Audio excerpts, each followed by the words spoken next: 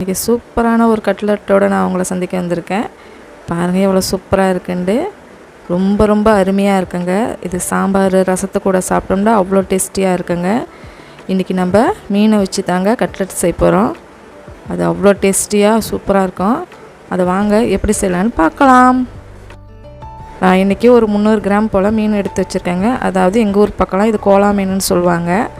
அதை எடுத்து நம்ம இப்போ நல்லா வெந்நீரை கொதிக்க வச்சு அதை ஊற்றிக்கலாங்க. அது கூட நல்லா ஊறிக்கிட்டு இருக்கட்டும். இப்போ நம்ம அதுக்கு ஒரு மசாலா ரெடி பண்ணிக்கலாங்க. அதுக்கு நான் ஒரு 1/4 கப்பு தேங்காய் எடுத்திருக்கேன். பாதி பச்சை மிளகாய், சோம்பு ஒரு 1/2 டீஸ்பூன், 1/4 டீஸ்பூன் ஜீரகம், 1/4 டீஸ்பூன் மிளகு, அப்புறம் ஒரு 1/2 டீஸ்பூன் போல் மஞ்சத்தூள் சேர்த்துக்கலாங்க.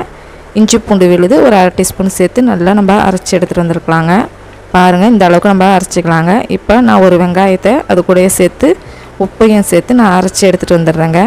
பாருங்கள் மீன் நம்மளுக்கு நல்லா ஊறிடுச்சுங்க. பாருங்கள் இந்த மாதிரி நம்ம எடுத்தோம்னா அழகாக நம்ம கைகளாலே எடுத்தோம்னா வந்துடுங்க. அழகாக முள் தனியாக மீன் தனியாக நம்மளுக்கு கிடச்சிடுங்க. இந்த பாருங்கள் இந்த மாதிரி நம்ம உடச்சி எடுக்கணுங்க. ரொம்ப அருமையாக இருக்குங்க இந்த கட்லெட்டு. கண்டிப்பாக நீங்கள் செஞ்சு பாருங்கங்க. பாருங்கள் இந்த மாதிரி நல்லா எல்லாத்தையும் ஒன்று ஒன்றா எடுத்துடலாங்க. நான் இன்றைக்கி ஒரு 4 மீன் போல் எடுத்துருக்கேங்க. இந்த மாதிரி எடுத்து அழகாக வந்துடும், முள் தனியாக வந்துடுங்க. அதை நல்லா எடுத்துகிட்டு முள்ளை தனியாக எடுத்துகிட்டு நல்லா அப்படியே உதுத்து விட்டுக்கலாங்க. சூப்பராக இருக்குங்க இந்த கட்லெட்டு. இந்த மாதிரி உதுத்து விட்டுக்கலாங்க. இப்போ அது கூடவே நம்ம அரைச்சி வச்சுருக்கோம் இல்லையா மசாலா, அதெல்லாம் நம்ம சேர்த்துக்கலாங்க. தேங்காய் விழுதை சேர்த்துக்கிட்டு எல்லாம் ஒன்றா மிக்ஸ் ஆகிற அளவுக்கு நம்ம அப்படியே கலந்து விட்டுக்கலாங்க. உங்களுக்கு எந்த அளவுக்கு காரம் தேவையோ அந்த அளவுக்கு மிளகும் சேர்த்துக்கோங்க.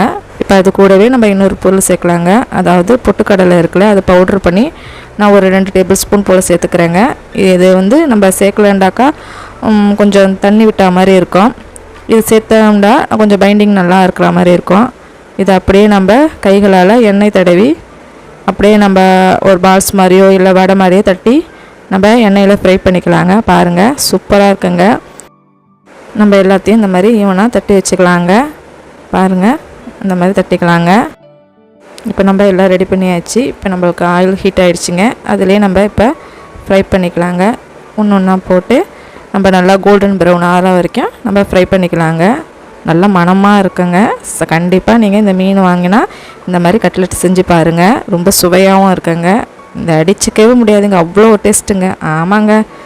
இந்த மாதிரி ஒரு பக்கம் வந்த உடனே நம்ம மறுபக்கம் திருப்பி விட்டுக்கலாங்க. ரொம்ப ஆயில் சேர்க்கணும் நம்மளுக்கு தேவையில்லைங்க. இந்த அளவுக்கு இருந்தால் போதும். எண்ணெயில் உதிர்ந்துருன்னு பயப்படாதீங்க. இது நம்ம பொட்டுக்கடலை மாவு சேர்த்துருக்கிறதுனால நம்மளுக்கு கரெக்டாக இருக்குங்க. பாருங்கள் நல்லா வெந்துருச்சு.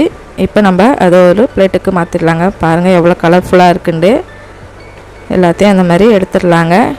எடுத்துகிட்டு மீதி உள்ளதையும் நம்ம போட்டுக்கலாங்க. இப்போ நம்ம மீன் எப்படி ஃப்ரை பண்ணுறோமோ அதே போல் தான் இதையும் ஃப்ரை பண்ணுங்க. இது சாம்பார் கூட ரசத்து கூட சாப்பிட்டா அடிச்சிக்கவே முடியாதுங்க, அவ்வளோ சுவையாக இருக்குங்க. நல்லா மணமாக வாசனையாக இருக்குங்க.